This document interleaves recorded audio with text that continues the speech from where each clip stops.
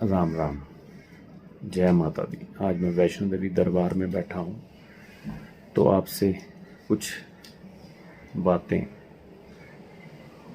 जो शायद आपके काम आ सकें। हमारे युगल युवा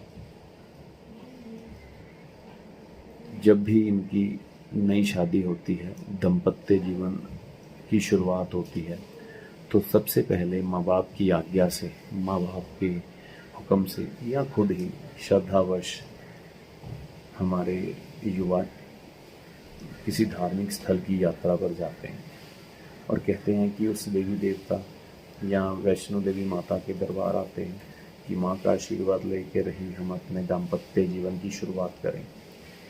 विचार बहुत अच्छा है, बहुत उत्तम है। मैंने भी माँ के आशीर्वाद से ही अपने दाम्पत्य जीवन की शुरुआत की थी। तो होता क्या है जब हम किसी भी ऐसे बड़े शक्तिपीठ पर जाते हैं, धार्मिक स्थल पर जाते हैं, तो नई नई शादी हुई होती है, दिल में प्रेम की उमंगें उठ रही होती है और एक जोश होता है मन के अंदर जवानी का, और कहीं ना कहीं श्रद्धा भी। लेकिन कुछ बातों से हम अनजान होते हैं। वो बातें ये कि जब हम किसी भी धार्मिक स्थल या बहुत बड़े शक्तिपीठ पर जाते हैं, तो ये हम आध्यात्मिक यात्रा पर निकले हैं। लेकिन होता क्या है, हमारे युवा उस स्थान पर जाकर जब किसी रेस्टोरेंट या होटल में स्टे करते हैं, नाइट स्टे करते हैं, तो वहाँ पर शारीरिक संबंध बना लेते हैं। उनको इस चीज़ का अधिकार है क्योंकि उन्होंने दाम्पत्य जीवन बताने का अपना जीवन साथी चुना है, तो ये किसी लिहाज से गलत नहीं है। लेकिन हमारी सनातन सभ्यता में ये बताया गया है कि जब भी आप किसी धार्मिक यात्रा पर जाएं या कोई वैसे ही धार्मिक अनुष्ठान करें, तो उसमें पवित्रता का पूरा ख्याल रखा जाए। जब भी हम वैसे भी घर में कोई अनुष्ठान करते हैं या पूजा करते हैं, सुबह पवित्रता के साथ करते हैं। अगर हमने रात को दाम्पत्य से सुख भोगा है, तो सुबह नहा धोकर हम ये कार्य करते हैं। ये तो सामान्य बात रही। लेकिन जब हम इस बड़ी धार्मिक यात्रा पर आते हैं, शक्तिपीठ पर, तो हमें कभी भी यहाँ पर अपने शारीरिक संबंध नहीं बनाने चाहिए अपने जीवन साथी से।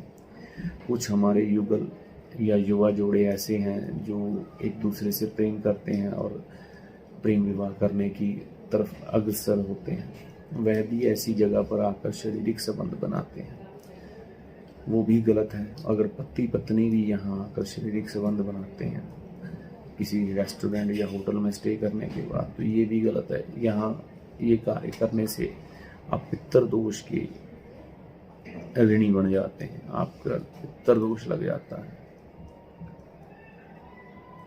और हम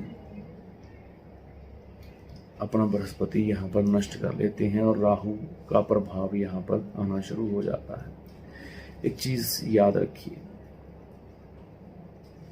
कि जब भी हम शारीरिक संबंध बनाते हैं तो ये कार्य राहु का है, क्योंकि इसमें हमारे गुप्त अंगों का प्रयोग होता है और कहीं ना कहीं ये हमारे मल द्वारों से संबंध रखता है, तो ये पवित्र नहीं माना गया। जीवन की शुरुआत ही पवित्र नहीं है। तो ये पवित्र और अपवित्र दो चीजों की लड़ाई है। पवित्र केतु है, अपवित्र राहु है। तो इन दोनों चीजों की लड़ाई है जो हमने जीतनी है। तो ये कुछ मर्यादाएं, कुछ असूल इस जीवन को जीने की और धार्मिक स्थान पर जाकर कुछ चीज़ों का ध्यान रखने के बनाए गए, जो हमारे ऋषि मुनियों ब्राह्मणों ने अपना जीवन समर्पण कर दिया इन चीज़ों में, तो वही आपके सामने रख रहा हूँ कि आप कहीं ऐसे चक्कर में ना फंस जाएं कि आपको पता भी ना हो आपने गलती क्या की है और पितृ दोष की आप ऋणी बन जाएं। धार्मिक स्थल पर आकर अगर आप शारीरिक संबंध बनाते हैं तो आपकी संतान पर, आपकी धन दौलत पर, आपकी मान प्रतिष्ठा पर और आपके ज्ञान पर, बुद्धि पर असर पड़ता है। देखिए, हर एक्शन का एक रिएक्शन होता है। आज नहीं तो कल ये पाप की गठरी जब बढ़ती जाएगी तो अपना असर देगी, क्योंकि जो मर्यादाएं हैं हर जगह की, उसका ध्यान रखना बहुत बहुत ज़रूरी है।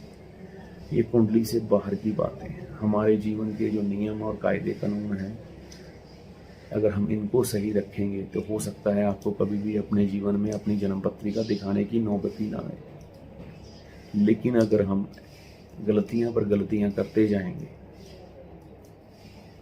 तो हम अपने आप को, अपने परिवार को, अपने आने वाली संतान को बर्बाद कर लेंगे। तो इस चीज़ को याद रखिए, कुछ कायदे इनको मत भूलें।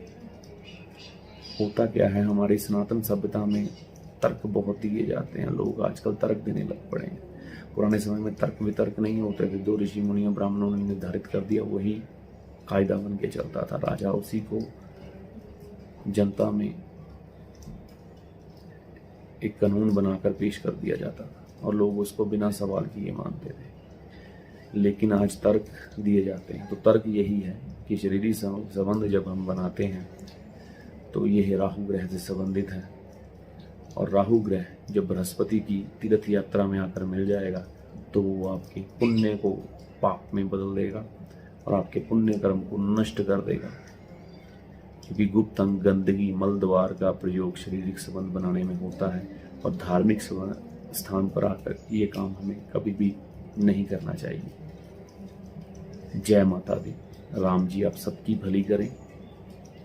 अगर आपको ये वीडियो अच्छा लगा तो उन लोगों तक ज़रूर पहुंचाएं। शायद वो आपकी तरह ही गलतियां कर रहे हों, तो उनका जीवन भी पितृदोष की श्रेणी में जाने से बच जाए। क्योंकि यही छोटी छोटी चीज़ें फिर नासूर बनती हैं, जिनका नाम पितृदोष है, बृहस्पति का देन है। जय माता दी।